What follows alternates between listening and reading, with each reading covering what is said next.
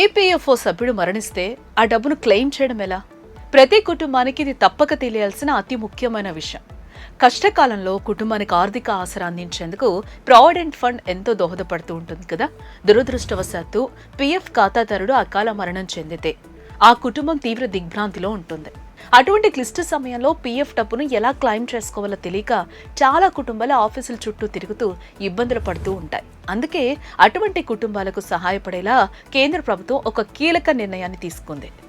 Provident fund సభ్యుడు దురదృష్టవశాత్తు మరణిస్తే అతనికి సంబంధించిన పొదుపు మొత్తం, పెన్షన్ మరియు బీమా ప్రయోజనాలను పొందేందుకు ఇకపై ఆఫీసుల చుట్టూ తిరగాల్సిన అవసరం లేదు. నామినీలు లేదా అర్హులైన వారసులు నేరుగా ఈపీఎఫ్ఓ అధికారిక వెబ్సైట్ ద్వారా ఆన్లైన్లోనే క్లెయిమ్ చేసుకోవచ్చు.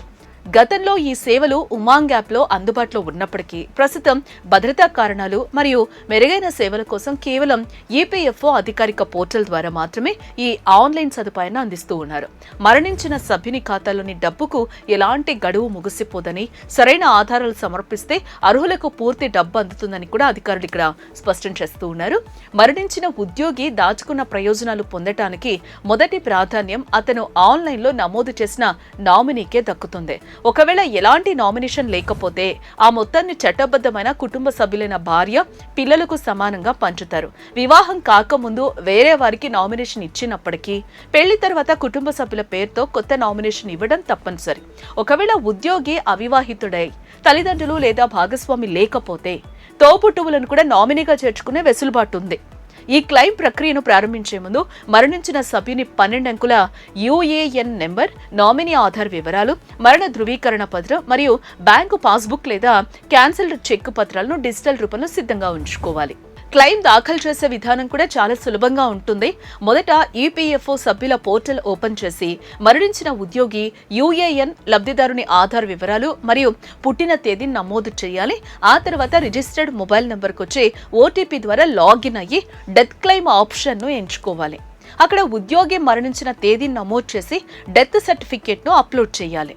అనంతరం పీఎఫ్ మొత్తం కోసం ఫారం 20, నెలవారీ పెన్షన్ కోసం ఫారం 10D మరియు ఉచిత బీమా ప్రయోజనం కోసం ఫారం 51Fలలో అవసరమైన వాటిని ఎంచుకొని చివరిగా బ్యాంకు వివరాలు, క్యాన్సిల్డ్ చెక్ సమర్పించి ఆధార్ ఓటీపీతో దరఖాస్తు ప్రక్రియను పూర్తి చేయొచ్చు. ఒకవేళ క్లెయిమ్ చేసే సమయంలో సాంకేతిక సమస్యలు లేదా సర్వీస్ వివరాలు సరిగ్గా లేవని మెసేజ్ వస్తే సదరు ఉద్యోగి పాత యాజమాన్యం ద్వారా ఆ వివరాలను అప్డేట్ చేయించాల్సి ఉంటుంది. ఒకవేళ అది వీలు కాకపోతే ఈపీఎఫ్ఓ పోర్టల్ ద్వారా ఫిర్యాదు నమోదు చేయొచ్చు. కాగా ప్రస్తుత ఆర్థిక సంవత్సరానికి గాను ఈపీఎఫ్ డిపాజిట్లపై ప్రభుత్వం 8.2% వడ్డీని అందిస్తుంది. పీఎఫ్ చందాదారులు తమ ఈపీఎఫ్ ఖాతాలోని మొత్తం నుండి 75% వరకు కూడా నిధులను పాక్షికంగా విత్డ్రా చేసుకునే సదుపాయం కూడా అందుబాటులో ఉంది. సరైన పత్రాలతో ఆన్లైన్లో దరఖాస్తు చేసుకుంటే చాలా తక్కువ సమయంలోనే క్లెయిమ్ మొత్తం లబ్ధిదారుని బ్యాంక్ ఖాతాలో జమ అవుతుంది. ఇలాంటి ఇంట్రెస్టింగ్ వీడియోస్ కోసం తప్పకుండా వేద టీవీని సబ్స్క్రైబ్ చేసుకోండి.